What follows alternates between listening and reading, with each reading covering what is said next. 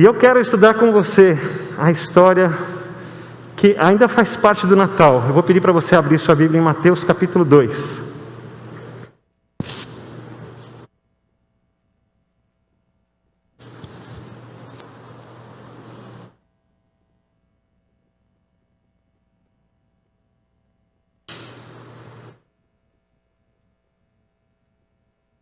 Esse texto vai contar uma parte da história do Natal, mas o que acontece depois também. Nós estamos vivendo o que aconteceu depois do Natal, 2000 e tantos anos depois do Natal. Então essa história também tem a ver com a gente. O tema dessa mensagem é o que fizeram com o Natal. A gente vai ver logo o primeiro Natal, já o que aconteceu nesse primeiro Natal, mas nós vamos ver também as providências de Deus, as profecias, um Deus dirigindo a história para que fôssemos abençoados. Então leia comigo, eu vou ler aqui na Nova Versão Internacional. Se você tiver outra Bíblia, outra versão, não tem problema, pode acompanhar na sua Bíblia mesmo. Diz assim o texto bíblico: Depois que Jesus nasceu em Belém da Judeia, nos dias do rei Herodes, magos vindos do Oriente chegaram a Jerusalém e perguntaram: onde está o rei nascido, rei dos judeus? Vimos a sua estrela no Oriente e viemos adorá-lo. Quando o rei Herodes ouviu isso, ficou perturbado, e com ele toda Jerusalém. Tendo reunido todos os chefes dos sacerdotes do povo e os mestres da lei, perguntou-lhes onde deveria nascer o Cristo. Eles responderam: em Belém da Judeia, pois assim escreveu o profeta: Mas tu, Belém da terra de Judá, de forma alguma és a menor entre as principais cidades de Judá, pois de ti virá o líder, que como pastor conduzirá a Israel, o meu povo. Então Herodes chamou os magos secretamente e informou-se com eles a respeito do tempo exato em que a estrela tinha aparecido. Enviou-os a Belém e disse: vão informar-se com exatidão sobre o menino. Logo que o encontrarem, avisem-me para que eu também vá adorá-lo. Depois de ouvirem o rei, eles seguiram o seu caminho, e a estrela que tinham visto no Oriente foi adiante deles, até que finalmente parou sobre o lugar onde estava o menino. Quando tornaram a ver a estrela, encheram-se de júbilo. Ao entrarem na casa, viram o menino com Maria sua mãe, e prostrando-se o adoraram. Então abriram os seus tesouros e lhe deram presentes: ouro, incenso e mirra.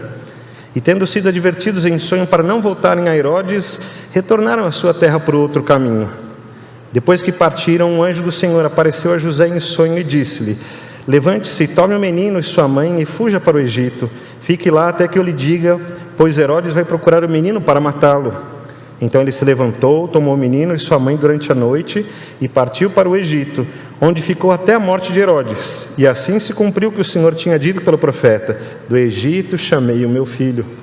Quando Herodes percebeu que havia sido enganado pelos magos, ficou furioso e ordenou que matassem todos os meninos de 2 anos para baixo, em Belém e nas proximidades, de acordo com a informação que havia obtido dos magos. Então se cumpriu o que fora dito pelo profeta Jeremias: ouviu-se uma grande voz em Ramá, choro e grande lamentação. É Raquel que chora por seus filhos e recusa ser consolada, porque já não existem. Depois que Herodes morreu, um anjo do Senhor apareceu em sonho a José no Egito e disse: levante-se, tome o menino e sua mãe e vá para a terra de Israel, pois estão mortos os que procuram tirar a vida do menino. Ele se levantou, tomou o menino e sua mãe e foi para a terra de Israel. Mas ao ouvir que Arquelau estava reinando na Judeia em lugar do seu pai Herodes, teve medo de ir para lá. Tendo sido avisado em sonho, retirou-se para a região da Galileia e foi viver numa cidade chamada Nazaré. Assim, cumpriu-se o que fora dito pelos profetas: ele será chamado Nazareno. Quanta história, quanta coisa aconteceu. Irmãos, eu confesso para vocês que eu queria estar numa aula com uma lousa bem grande para eu poder mostrar para vocês um monte de coisas que aconteceram, poder detalhar cada uma dessas coisas, porque é maravilhoso. Mas nosso tempo é curto, o calor está muito forte. Estou parecendo um lutador de boxe quando termina a luta, né? Todo suado. É que o meu corpo está brigando com esse calor terrível que está fazendo, e a gente vai vencer mesmo assim, não tem problema. Mas essa história fala desse nascimento de Jesus, Fala dessa grandeza da graça de Jesus ter alcançado os homens. A gente que consegue olhar lá no passado, como as coisas se cumpriram e se encaixaram, a gente olha a grandeza de tudo isso, e aquilo enche o nosso coração de alegria. A gente quer contar para as crianças, elas vão contando como tudo se encaixa perfeitamente, e como o plano de Deus é perfeito e maravilhoso para as nossas vidas. A grandeza do nascimento de Cristo, pastores que recebem anjos e multidão de anjos cantando e louvando, e aí eles saem correndo para lá ver o menino, se alegram com aquilo. Magos que vieram de longe, e essa parte eu quero falar um detalhe importante para vocês. Quando a Bíblia fala magos aqui, a gente não tem uma definição correta sobre esses magos no sentido nosso ocidental, e bem contextualizado com o nosso tempo hoje. Mas o que a gente pode pensar é que esses magos são estudiosos das profecias, dos tempos. Eles gostavam de olhar as estrelas, os sinais, talvez como a astronomia e não a astrologia, né? Mas a astronomia, aquele estudo científico dos astros, o comportamento dos astros, das estrelas. Isso é maravilhoso. Quando eu vejo isso e vejo que os magos vieram do Oriente, irmãos, eles sabiam das profecias. Eu fico imaginando há quanto tempo eles sabiam disso. Por exemplo, quando nós vemos Miqueias falando de Belém, Miqueias vai escrever isso 700 anos antes de Jesus. E eu fico pensando se isso então já não estava sendo talvez divulgado por esses magos daquela época, e que ficaram essas informações: um dia nascerá um grande rei, e esse rei vai ser o rei dos judeus, mas ele é tão grande, que vale a pena ir até lá para presenteá-lo. E vocês vão ter sinais nos céus e maravilhas. Então eu não sei, a Bíblia não fala, a gente não encontra isso, mas talvez essas histórias ficaram muito tempo lá no Oriente, passando também de gerações para gerações, até que quando chegou nessa geração desses magos, eles estudaram e perceberam: o sinal apareceu. E isso daqui é o sinal daquelas lendas, que na verdade não são lendas, são histórias reais, mas esse é o sinal daquela história que a gente ouvia falar. Então precisamos seguir a estrela, porque o rei vai estar lá. E eles então saem do seu lugar e vão até lá. A gente não sabe quanto tempo demorou para acontecer isso. A gente percebe até por esse mesmo relato que provavelmente eles não chegaram na mesma época em que nasceu Jesus. Provavelmente eles chegaram um pouco depois, porque você viu na história que Herodes manda matar crianças até 2 anos. Então ele fica pensando: bom, desde quando Jesus nasceu, vamos colocar uma faixa aqui, né? De 0 a 2 anos, mata todo mundo. É interessante, porque é essa maneira de contar a história. E os magos então vão chegar, e Jesus pode ter 6 meses, pode ter 1 ano, pode ter 2 anos, a gente não sabe bem, o texto não dá esses detalhes, mas diz que eles vão chegar numa casa. Ele já não estava mais na estrebaria, já não estava mais naquela situação do nascimento. Aquele tempo de recenseamento talvez já tivesse diminuído, eles acharam um lugar melhor para ficar, e aí eles estavam, mas ainda estavam em Belém. Os magos sabiam que iam encontrar Jesus em Belém. Então essa é uma profecia que não está contada aqui nos relatos bíblicos, que a gente não acha onde estava contada, mas era uma profecia que havia para pessoas tão longe de Jesus, e que nem tinham nada a ver com o reino dos judeus, nem dos romanos, porque naquela época Roma tinha invadido um espaço enorme de terras e povos e reinos, e os judeus estavam debaixo do Império Romano. Mas não interessava nada. Esses magos do Oriente conheciam as profecias, e eles saíram do seu lugar porque viram os sinais nos céus, completando certinho as profecias que chegaram até eles. Muito bem. Acontece que esses magos então, por saberem que se tratava de um grande rei, de um rei muito importante, eles vão até onde eles acham que vão encontrar o filho, né, um bebê, que será o grande rei, então provavelmente o filho do rei de Israel, e vão até Herodes, e vão ao palácio de Herodes, vão pedir para falar com ele. E aí eles vão dizer: Senhor, nós viemos aqui para trazer os presentes ao rei que nasceu. E Herodes então tem um susto: como assim rei que nasceu? Não tenho nenhum filho que nasceu por agora. E assim Herodes tem uma ideia bem espetacular. Vamos entender essa história. E chamou os sacerdotes e também os escribas, que os escribas são aqueles que fazem as cópias.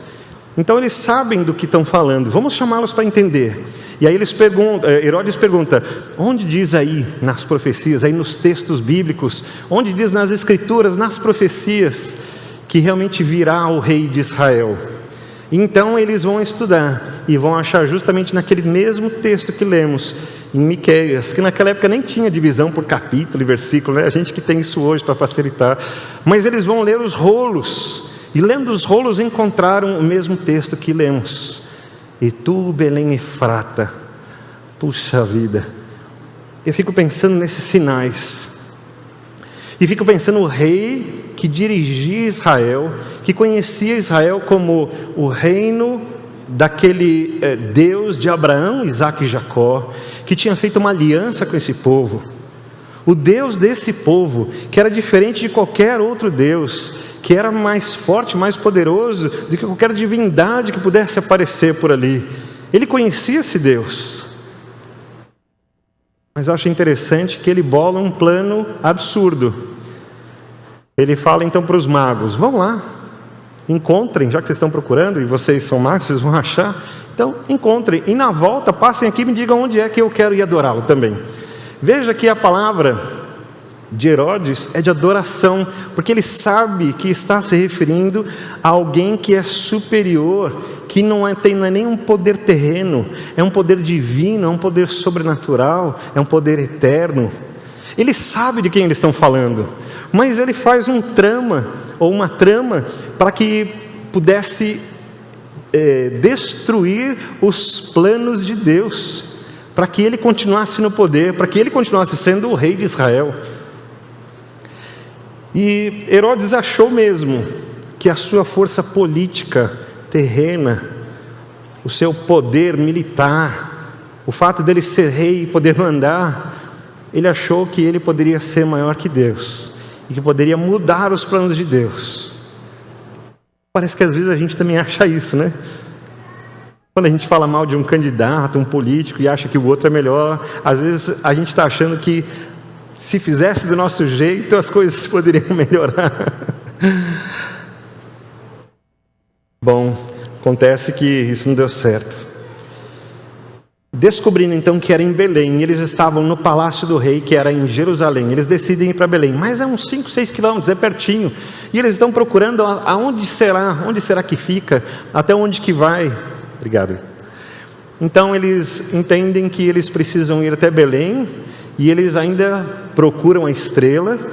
Eles vão para Belém sem achar a estrela ainda, mas quando eles estão chegando em Belém, o texto diz que eles encontram ela novamente, e ela está parada em cima de onde Jesus nasceu. Muito, muito interessante, como quando o texto diz assim. Então, eles chegando lá, eles encontram Belém. Então não é verdade que ele estaria na estrebaria, mas o texto diz que eles chegam numa casa. E assim, esses magos, o texto também não fala que são reis, mas diz que são magos, porque estudaram, né, as profecias que eles tinham, e assim eles vão encontrar esse lugar e vão apresentar. No versículo 11, abriram os seus tesouros e lhe deram presentes, ouro, incenso e mirra. Engraçado, a gente não costuma comprar essas coisas para bebês, né? Você já levou incenso para o bebê, né? Mirra, ouro. Aliás, é muito legal, se você quiser conhecer incenso, mirra, ouro, todo mundo tem uma ideia, tem aliança, tem anel, mais fácil, né? Mas mais incenso e mirra, você pode ir lá no Museu da Bíblia que a gente tem aqui, pertinho de São Paulo, e você vai poder conhecer. Vale a pena você fazer uma visita, não sei se ele está fechado agora, mas vale a pena você pesquisar na internet e um dia fazer uma visita no Museu da Bíblia e conhecer todos esses detalhes bíblicos. Acontece que agora eles foram lá, encontraram Jesus, presentearam Jesus. Mas Herodes tinha falado para eles voltarem. Herodes tinha falado: voltem aqui, digam para mim porque eu quero adorá-lo. E talvez eles estivessem pensando: bom, vamos voltar lá, vamos mostrar para o rei, porque o rei que nasceu está aqui, ele não sabe. Mas eles são avisados pelo anjo em sonho para não voltarem lá. E aí você já percebe que Deus se apresenta de muitas maneiras, às vezes de maneira natural, às vezes de maneira sobrenatural. E Jesus está sendo apresentado de várias maneiras aqui, e todas essas coisas maravilhosas estão acontecendo, porque o Salvador está presente, o Rei sobre todos os reis nasceu. E assim eles voltam por outro caminho. E acontece que tem mais algumas coisas para serem cumpridas. E Deus já tinha escrito as profecias, Deus já tinha dito como é que ia ser. E Deus também já sabe o que vai acontecer, e a dureza do coração de Herodes. Então o anjo vem e fala também com José em sonho, dizendo que José precisa ir para o Egito. E o Egito é bem longe, e a caminhada é bem pior do que o trajeto que ele já tinha feito de Nazaré até Belém. Mas mesmo assim, ele junta tudo, confiando na orientação que ele tem recebido de Deus, desde o começo, e José é sempre obediente. Interessante que você não vê José perguntando aqui para Deus: Deus, mas por quê? Deus, mas ele não tem outra saída? Você não vê um José que discute com Deus. Esses dias a gente estava assistindo um desenho com relação à estrela de Belém e toda essa história, e a gente vê um José zangado que reclama de tudo. Aqui nós vemos um José obediente. Deus fala e ele obedece, e porque ele obedece, ele é abençoado, e a história Deus continua escrevendo. E assim ele vai para o Egito, e aí Deus explica então: olha, fique lá até que eu mande você voltar. Que coisa boa. E José vai então, toma a menina, sua mãe, durante a noite ainda, que é pior. Irmãos, hoje em dia a gente tem muita facilidade, né? Tem carro, tem GPS, tem avião, tem ônibus, tem tudo. Naquele dia talvez eles tivessem só um burrinho, né? Muita mala para levar, talvez uma carroça, não sei o que eles tinham. José e Maria não eram muitas posses, a gente vê isso pelo sacrifício que eles foram oferecer no templo. Mas assim ele ajunta tudo e vai então. E ele vai ficar lá o tempo todo no Egito, até que Deus manda voltar, que é quando Herodes morre. E o texto no versículo 15 fala uma coisa muito importante, que José fez isso e Deus permitiu que tudo isso acontecesse, inclusive porque havia uma profecia para ser cumprida. E a profecia é: do Egito chamei o meu filho. E eu vejo um Deus maravilhoso, e você vai perceber essa profecia lá em Oséias capítulo 11, versículo 1, que talvez quando Oséias disse também ele não tinha toda a noção.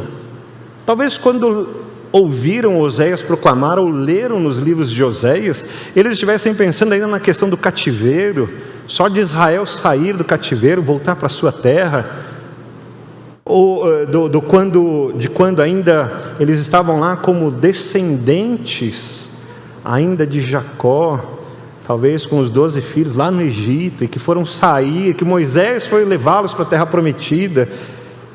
Talvez eles ficaram muito vagos no que seria isso. Mas agora Mateus está dizendo que isso também foi profecia, e cumpriu-se a profecia de Oséias. E isso é maravilhoso. Um Deus que escreve a história, e ela está acontecendo exatamente como Deus escreveu. E assim vemos profecias sendo cumpridas. Herodes sabia disso. Os sacerdotes, os escribas falaram as profecias, e Herodes não se aquietou, não obedeceu, não acatou como Deus presente, o Emanuel que Isaías citava. Então Herodes percebeu que tinha sido enganado pelos magos. O tempo passou, os magos não voltaram. Bom, então vamos dar um jeito nisso. E é aqui que eu fico pensando: o que é que fizeram com o Natal? Para o povo de Israel, o Messias era um assunto muito importante. Ainda mais naquela época que Roma tinha dominado o povo de Israel. O Messias representava a libertação. Você ter direitos novamente como povo, você ter os seus feriados respeitados, a sua religião respeitada, a sua forma de pensar, a sua família, a sua terra. Você não precisar mais pagar impostos para Roma, mas investir o dinheiro em você mesmo, na sua família. A ideia do Messias é algo libertador, mas é algo maior do que eles pensavam. Eles sabem que é grande, eles não sabem dizer todas as coisas, mas eles sabiam dessa representação de libertação tão grande. E quando Jesus nasce, essa história deveria ter corrido todo o reino de Israel. Deveria ser aquele Natal maravilhoso em que todo o povo se reunisse. Você vê, por exemplo, quando Saul vai ser consagrado ali por Samuel como rei de Israel, ou quando Davi também vai ser consagrado como rei de Israel, você vê que são grandes festas. Junta-se o povo todo, há uma alegria tão grande. Algumas das festas de Israel duravam 7 dias, o povo se ajunta. Jerusalém fica pior que a 25 de março, aquele monte de gente junto, todo mundo celebrando. Há um ajuntamento maravilhoso. Mas no Natal de Cristo Jesus, é só ali em Belém. Alguns pastores estão lá, os magos vão chegar logo depois. Algumas famílias estão reunidas ali, algumas pessoas sabem, outras não dão bola, outras não acreditam. A notícia não corre. Herodes está sabendo, o rei de Israel, ele tinha a responsabilidade de apresentar isso para o povo inteiro, para todo o reino de Israel, mas ele fica quietinho. E ainda para complicar mais, ele toma essa decisão, ao invés de contar para todo o povo, ele prefere manter tudo isso em segredo e fazer com que as pessoas não saibam e não tenham acesso ao plano de Deus, a um Deus que se manifestou, ao rei de Israel. Irmãos, é uma loucura, é uma insanidade o que Herodes está fazendo. Mas ele acha que pode. Tem um plano, tem profecias, tem um Deus escrevendo a história, mas ele acha que podia mudar tudo isso. Assim ele manda então que todas as crianças, os bebês, até 2 anos de idade, ali da região de Belém, das redondezas, sejam mortos, para que esse rei que nasceu, que ele não aparecesse, que ele fosse morto. Ele esqueceu com quem é que ele estava mexendo. É só um bebê, é fácil dar um jeito nisso. É uma mãe desamparada. O máximo que vai acontecer é essa mãe chorar por seu filho. E o que aconteceu então foi algo bem pior. Porque o versículo 17 diz que havia uma profecia sobre essa tristeza, sobre essa maneira horrenda de se tratar o Natal. E Jeremias disse que haveria choro, muito choro. Ele diz assim, o texto de Jeremias: ouviu-se uma voz em Ramá, choro e grande lamentação. É Raquel que chora por seus filhos e recusa ser consolada, porque já não existem.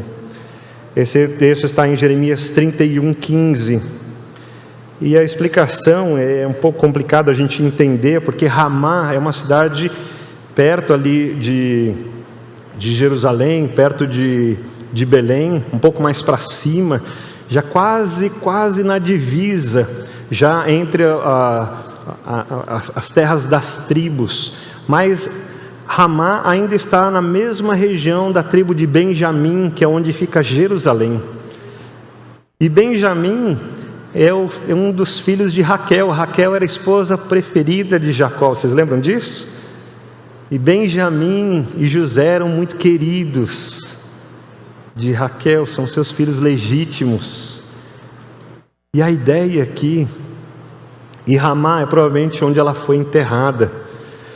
E tem lá ainda, historicamente, a tradição do seu sepulcro lá. Então a ideia aqui é que Raquel volta à vida e vê os filhos chorando, os seus filhos chorando, que são os filhos de Israel. O povo de Israel chora porque os seus filhos estão mortos, e ela como visse os seus filhos mortos. Essa é a profecia, de uma maneira bastante figurada, mas comove. E eu fico pensando quantas crianças foram mortas pelo seu próprio povo, pelo seu próprio rei. Aquele que deveria anunciar que nasceu o grande rei dos reis, está matando os filhos. E eu fico pensando que é isso que hoje em dia a gente tem feito com o Natal. Quando não deixamos as crianças acreditarem na verdadeira história do Natal, e nós enchemos de histórias fictícias e contamos as melhores histórias com as melhores intenções, mas contamos um monte de mentiras para elas, e elas continuam sendo enganadas por muito tempo. E eu confesso que parece que há muita tristeza nas histórias do Natal que não dão certo. Porque a gente sabe, a gente se alegra com as crianças que ganham presentes. E elas ganham presentes no Natal. Mas e o resto do ano? Essas crianças que o pastor Marcelo Fedorucci cuida ali no Alto Vale da Ribeira, que nós ajudamos, elas vão continuar precisando de comida durante todo o ano. E elas vão precisar crescer, mas serem instruídas. Porque, por exemplo, o pastor Marcelo já disse que tem um grande problema nessa região, como muitas regiões do mundo inteiro e aqui no Brasil, que é o problema da moralidade sexual, em que às vezes pais, padrinhos ou tios estupram crianças e elas são abusadas sexualmente.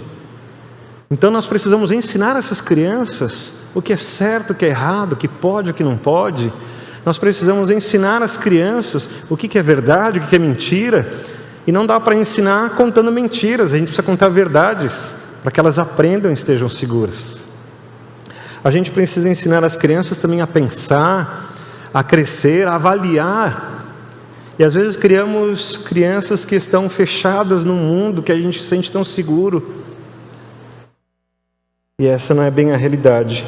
Raquel chora por os seus filhos e recusa ser consolada, porque já não existem. Nós estamos num tempo muito difícil de pandemia, de depressão, de adolescentes suicidando-se, de crianças sem nenhuma esperança. Eu vi um vídeo e era para ser engraçado, mas o repórter pergunta para a criança: você gosta da escola? Ela fala: gosto, porque aqui a gente vem estudar, porque depois a gente vai trabalhar, e depois a gente vai fazer uma família, e depois a gente morre. É meio engraçado, mas é trágico.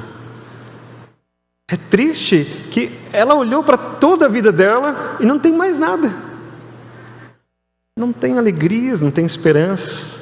Irmãos, nessa época de Natal, que nós vamos estar completamente isolados nas nossas casas, alguns pelo menos recebendo algumas famílias, né? Alguém da família, tem uns que vão estar muito sozinhos. Eu fico pensando, quais são as memórias que a gente tem? O que a gente está criando na nossa mente, que a gente olha e fala, vale a pena viver?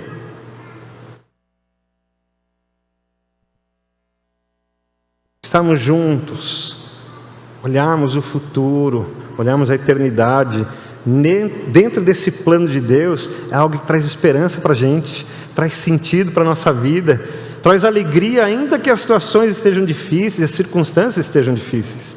E é isso que a gente está vendo nesse texto aqui. Tudo está muito ruim, olha a situação que chegou, as crianças estão sendo mortas, Herodes está dominando com muita corrupção, porque na verdade ele está dominando, mas é o Império Romano que domina, e ele está lá meio como fantoche, sendo usado para controlar os judeus, os israelitas. Um plano terrível, mas Deus ainda controla a história, irmãos. Deus está na frente dessa história. É Ele que está fazendo com que as profecias se cumpram. É Ele que está fazendo com que as pessoas tenham acesso ao verdadeiro Natal. E Ele não desistiu do seu plano. E Ele não deixou que ninguém se colocasse à frente dEle. Deus não foi impedido por ninguém, seja pelo seu poder, sua grandeza, ou pela falta de conhecimento, ou pelo coração endurecido, ou pelo poder militar. Ele não foi interrompido por nada.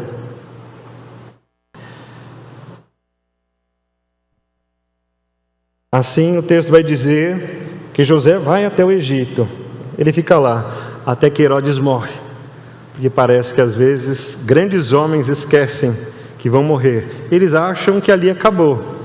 Mas é engraçado que o Deus que dirige a história, que já se mostrou muitas vezes, cujas profecias se cumpriram todas, Ele mostrou o seu poder, também mostrou sua graça, mostrou os seus planos. Os homens continuam não crendo, mas o texto bíblico e a palavra dele mesmo continua dizendo que esses homens estarão diante do Cristo, o Salvador. Esse menino aqui, que eles não julgaram tão pequeno, que não vale a pena ser lembrado. Esse bebê que tem sido esquecido hoje, porque quando você vê uma propaganda de Natal, você vê o Papai Noel, você vê os presentes, você vê as luzes, você vê as alegrias, o pé de meia ali na lareira, porque todos nós aqui usamos muita lareira em dezembro, né? Estou sendo irônico, você entendeu, né? Mas a gente vê essas imagens de Natal, e a gente dá o cartãozinho de Natal para as pessoas, a gente recebe essas imagens o tempo todo, e eu pergunto, cadê o bebê Jesus? Ninguém está lembrando desse bebê Jesus aí fora.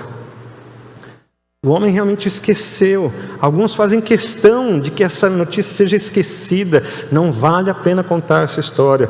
E as pessoas vêm cumprimentar você e você pensa, bom, nós estamos na época do Natal. Ele vai falar o quê? Ele diz, boas festas. Pronto, está resolvido. Nós estamos no ano da era comum e não depois de Cristo. E o bebê Jesus vai sendo tirado de toda a história do Natal. O que é que fizeram com o Natal? Mas Deus continua escrevendo a sua história. Herodes morre e Deus fala com José, agora traz de volta, pode trazer.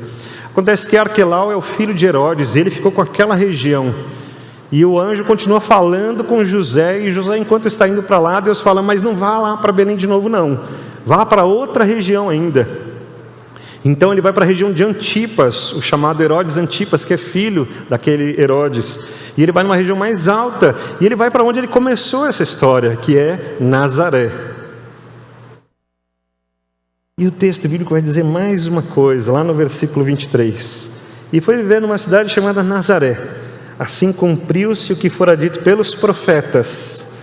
Ele será chamado Nazareno. Alguns que se interessam por isso, vão pesquisar onde é que está essa profecia e vão perguntar para mim, pastor, cadê a referência desse texto? Eu vou falar assim, não tem. Ah, então Mateus mentiu? Não, Mateus não mentiu. Ele mesmo disse que esse anúncio foi feito pelos profetas e não por um profeta específico. Não tem uma história dita por um profeta. Mas você vai ver, por exemplo, lá em João capítulo 1, em João capítulo 1, versículo 46, Natanael está sendo chamado por Jesus, quando Jesus já está grande, ele começa a chamar os seus discípulos, ele chama um homem chamado Natanael, para segui-lo. Natanael, siga-me. Mas antes disso, na verdade, Filipe que foi falar com Natanael, falou assim, encontramos o Messias, ele veio lá de Nazaré. E Natanael pergunta o quê? Pode vir alguma coisa boa de Nazaré? Por que ele tem essa imagem? Porque Natanael entende que Nazaré é um lugar ruim. Porque foi falado pelos profetas que lá seria um lugar ruim. E a história confirmou que lá não era um lugar de pessoas de boa índole.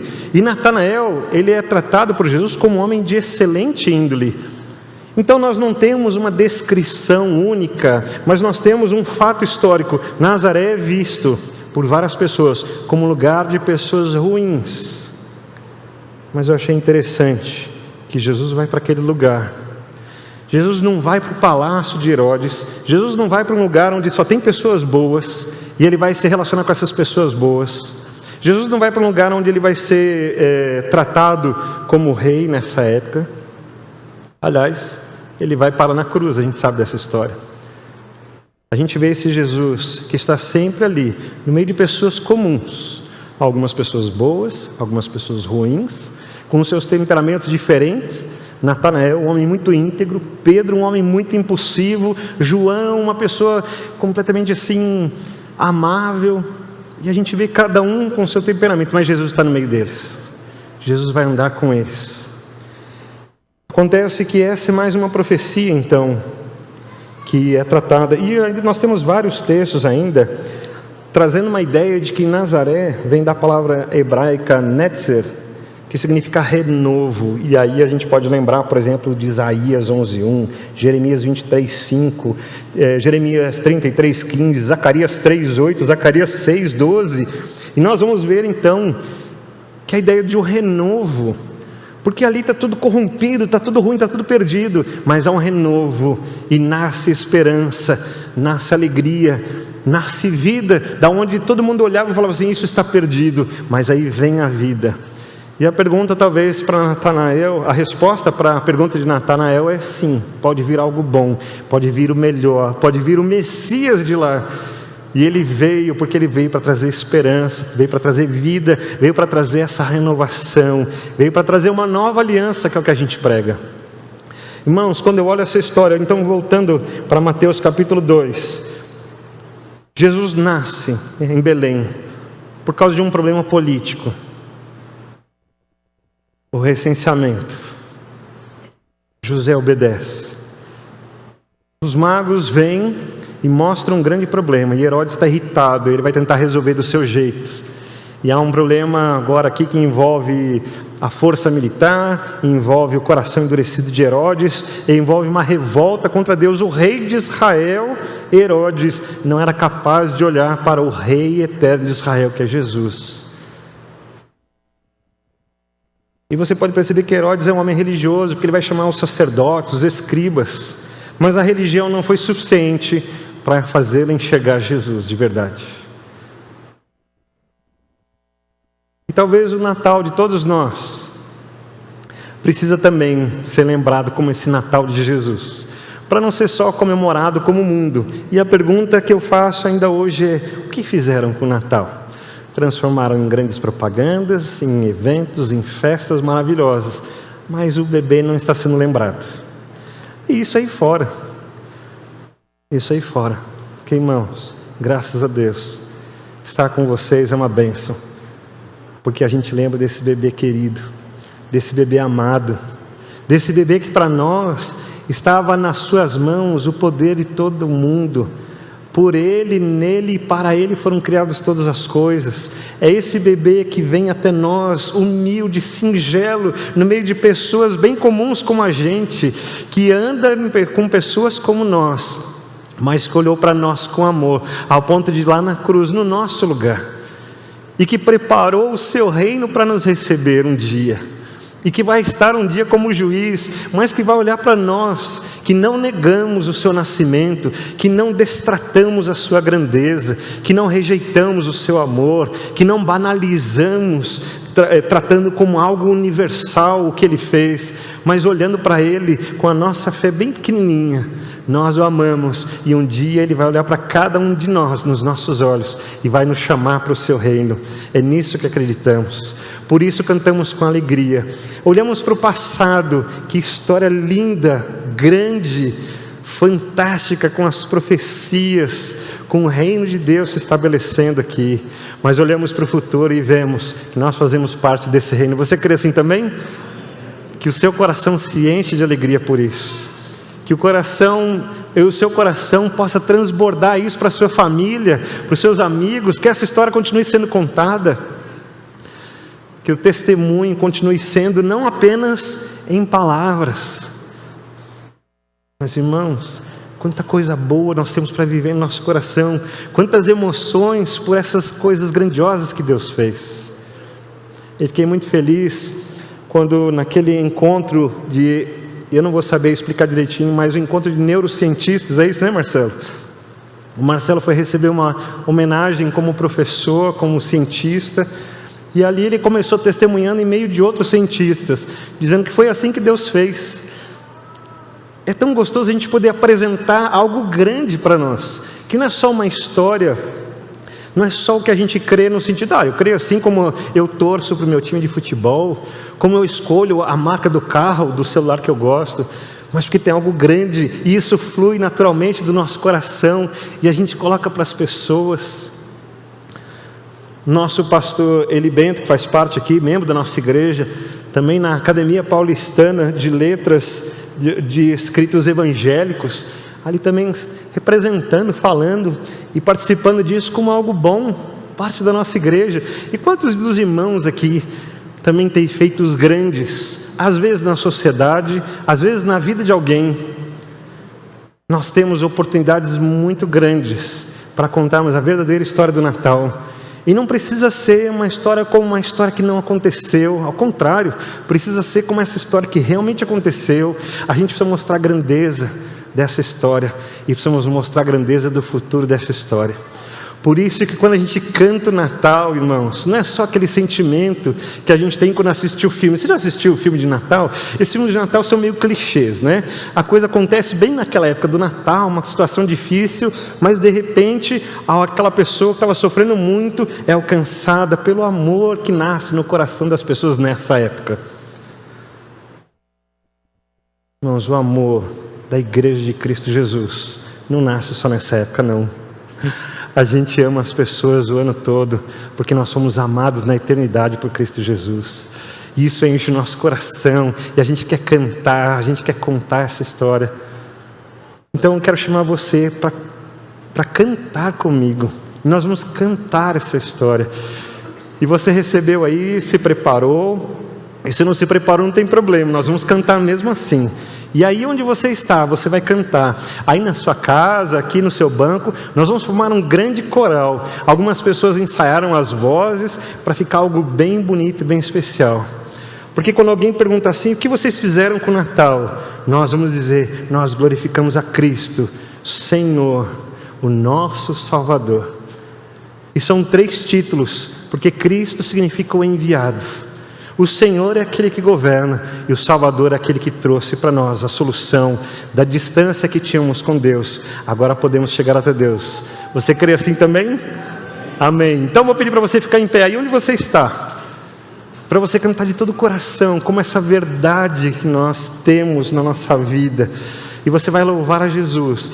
E agora é um tempo assim bem especial, irmãos, que nós vamos cantar de coração aquelas músicas tradicionais de Natal, que seria muito bom se a gente tivesse coral aqui, as crianças, mas nós vamos fazer melhor que isso, porque nós vamos cantar para o próprio Deus, e não vai ser uma apresentação, vai ser a Igreja de Cristo, louvando o verdadeiro Salvador das nossas vidas. Vamos cantar então.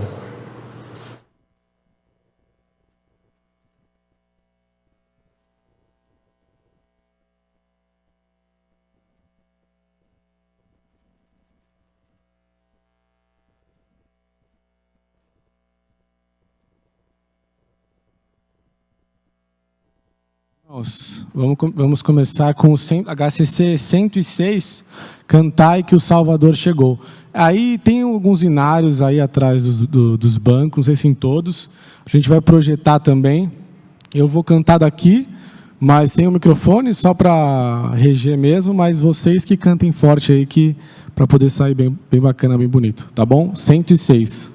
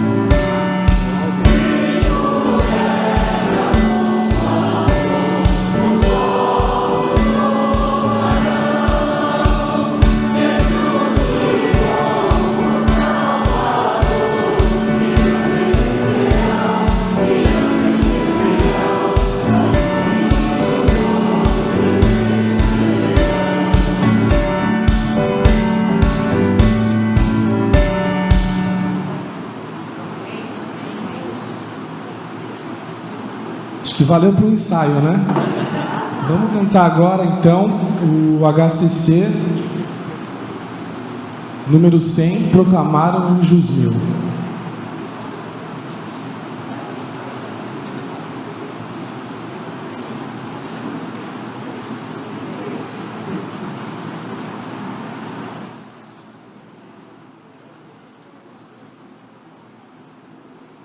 Então eu vou cantar no microfone essa aqui. Falou que isso fica melhor para se encontrar. Vou cantar meio de longe. Pode soltar.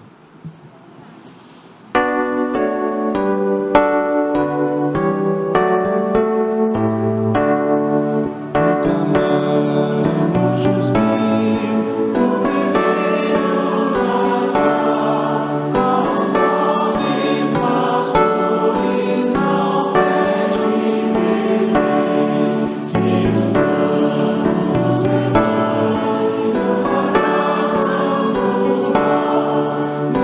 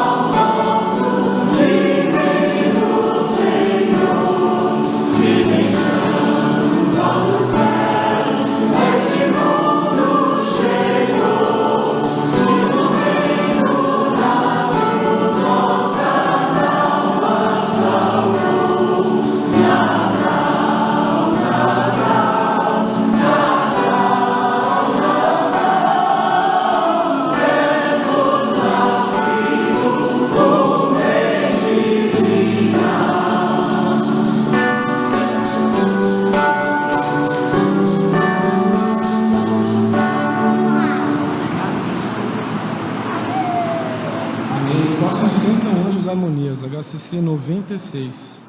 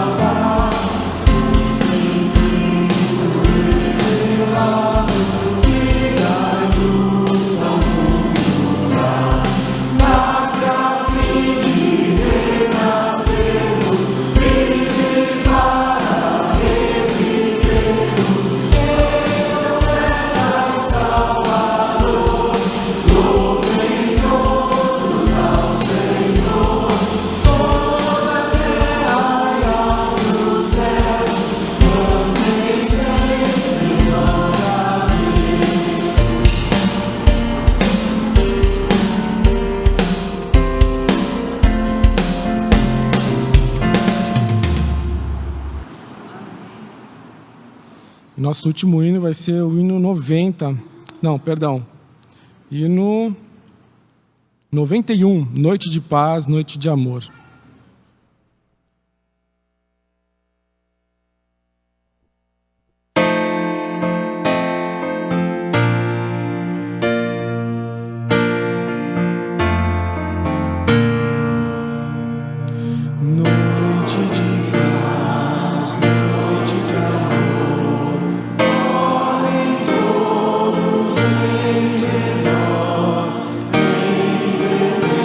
Jesus.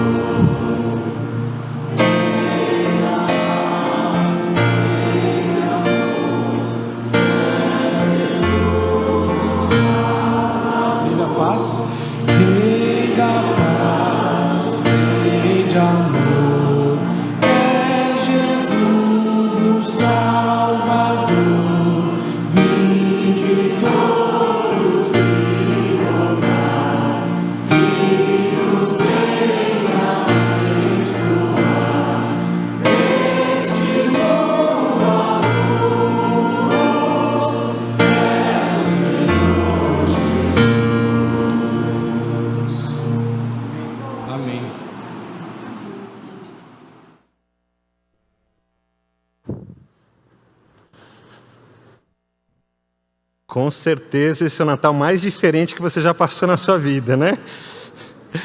Mas a gente queria cantar com você, a gente queria lembrar dessas coisas bem tradicionais do nosso coração, que vem. Eu me lembro, quando era criança, eu cantava essas músicas.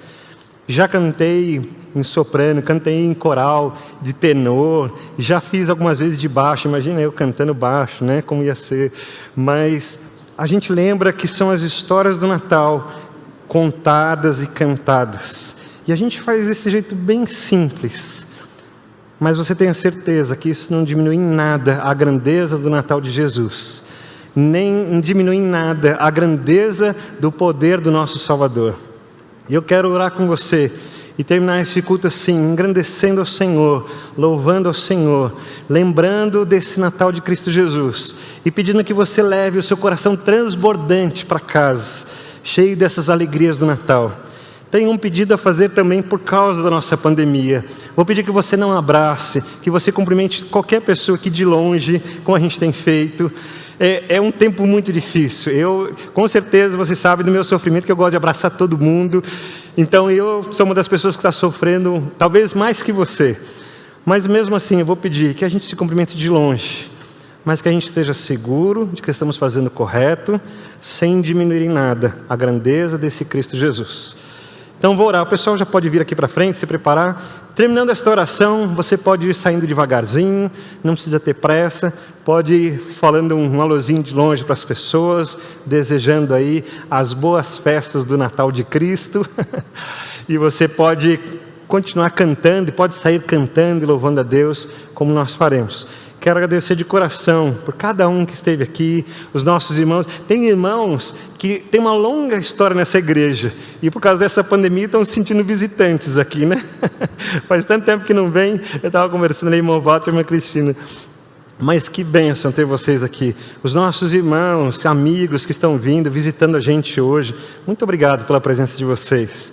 Foi muito simples hoje, assim, mas você pode ter certeza que ficamos muito felizes. Vamos orar por você. Pedimos para você registrar o seu nome aí, para a gente poder orar pela sua vida. Se você está em casa, quer que a gente ore, anote aí no chat, para que a gente ore pela sua vida. Coloque o seu nome, coloque o seu pedido de oração, nós vamos orar.